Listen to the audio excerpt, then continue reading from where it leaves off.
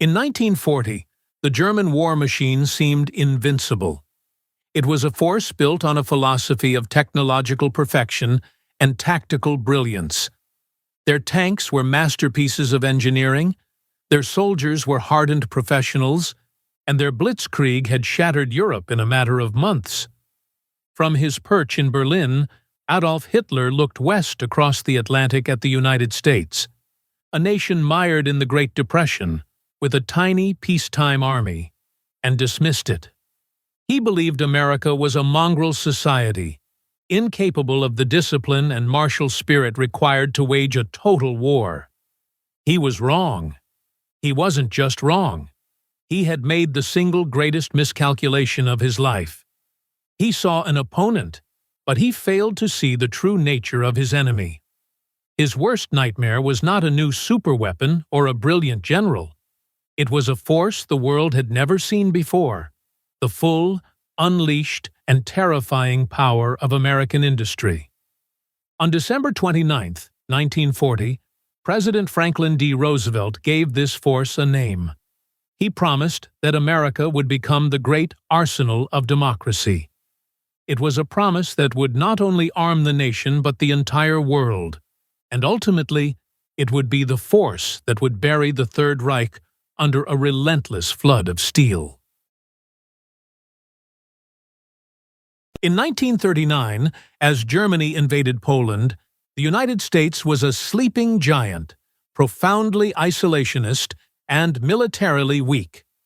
The army ranked 17th in the world, smaller than Portugal's, and equipped with leftover weapons from World War I. Soldiers trained with wooden mock-ups of machine guns and trucks with tank painted on the side.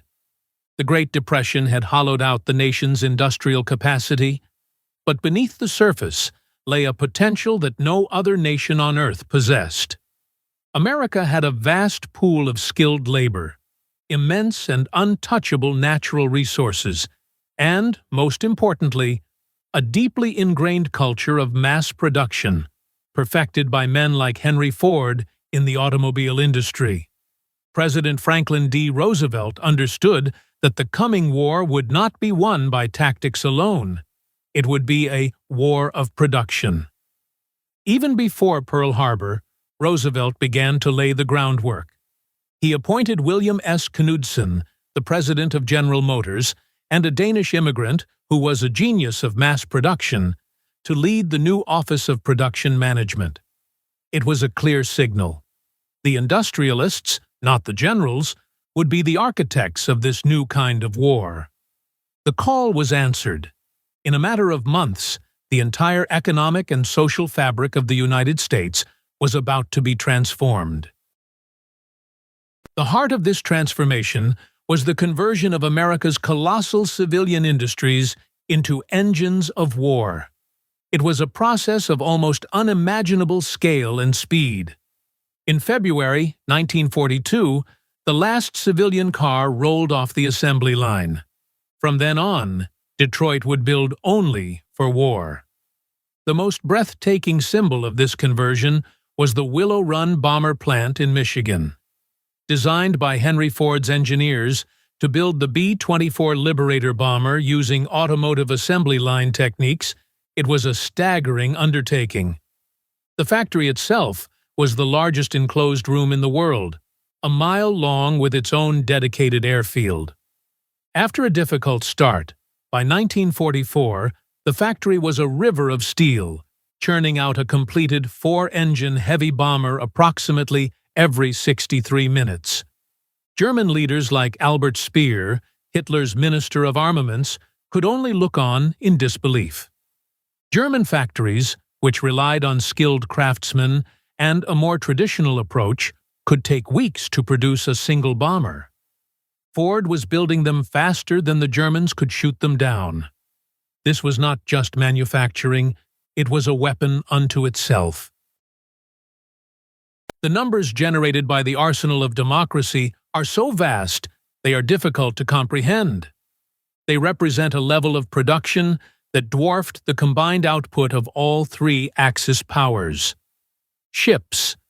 After the devastation of Pearl Harbor, America's shipbuilding capacity exploded. Industrialist Henry J. Kaiser, a man who had built dams, not ships, applied radical mass production techniques to build the Liberty ship, a simple, rugged cargo vessel. Instead of building a ship from the keel up in a single dock, he used prefabricated sections, welded together in massive assembly yards. While the first Liberty ship took 230 days to build, by the end of the war, his shipyards were launching a new ship every few days. The record was the SS Robert E. Peary, built in an unbelievable 4 days, 15 hours, and 29 minutes. The U.S. produced more shipping tonnage than all other nations in the world combined, creating a bridge of ships that Germany's U-boats could never sever. Tanks. Germany prided itself on the technological superiority of its Panther and Tiger tanks. The U.S. focused on quantity and reliability. It produced nearly 50,000 M4 Shermans, more than all German tanks combined. For every one Tiger tank the Germans built, the Americans built nearly 40 Shermans. Planes. In 1940, Roosevelt called for the production of 50,000 airplanes a year, a number many thought was fantasy. By the end of the war, American factories had produced over 300,000 aircraft. In the single year of 1944, the United States produced more aircraft than Germany, Japan, Great Britain, and the Soviet Union combined. But the arsenal of democracy didn't just arm America. Through the Lend-Lease Act, a policy Roosevelt famously compared to lending a neighbor a garden hose to put out a fire, it armed the Allies. It became the logistical backbone of the entire war against the Axis. The most critical contribution was to the Soviet Union. While the Red Army was bleeding the Wehrmacht white on the brutal Eastern Front, it was often American logistics that kept it moving. The U.S. sent thousands of tanks and planes, but the most important contribution was something far less glamorous: trucks. The United States sent over 400,000 Jeeps and Studebaker trucks to the Soviets. This gift of mobility was transformative.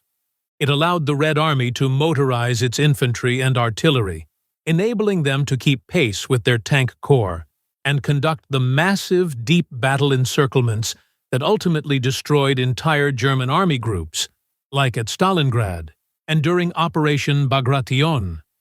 Joseph Stalin himself, at the Tehran Conference in 1943, made a rare and candid admission, stating that without American production, the Allies would have lost the war.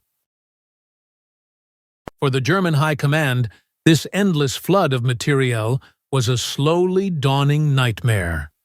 Their entire military philosophy was based on winning short, decisive battles with superior technology and tactics.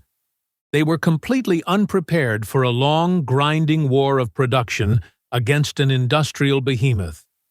Albert Speer, Hitler's brilliant but ultimately doomed Minister of Armaments, wrote extensively in his memoirs about the shock of learning about American production capabilities.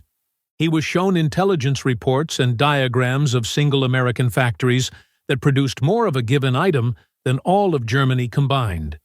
He recognized then that the war of numbers was a war Germany could never win. On the front lines, German soldiers experienced this nightmare directly. They called it Materialschlacht, the battle of material. They could win a skirmish.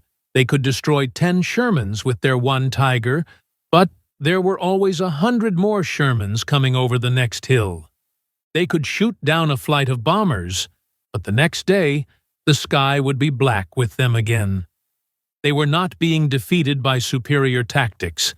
They were being buried under a mountain of steel. The arsenal of democracy was Hitler's worst nightmare because it was a weapon he could not comprehend. He saw war as a contest of will, ideology, and the quality of the individual warrior. America saw it as a problem of engineering, logistics, and industrial scale. While Germany was handcrafting exquisite, over-engineered killing machines, America was mass-producing victory. It is crucial to remember that this industrial might did not guarantee a bloodless victory. Millions of Allied soldiers still had to fight, and hundreds of thousands had to die to achieve the final victory. But the arsenal of democracy guaranteed that their courage would not be in vain. It ensured that in a long war of attrition, a war that Germany had banked on avoiding, victory was not just possible, it was inevitable. In the end, Hitler's empire was not brought down by a single brilliant blow, but drowned in a relentless, all-American flood of steel. What do you think was the single most important product of the arsenal of democracy? The Liberty ship, the Sherman tank, or the B-24 bomber? Let us know in the comments below. And for more deep dives into military history, be sure to like, subscribe, and hit the notification bell.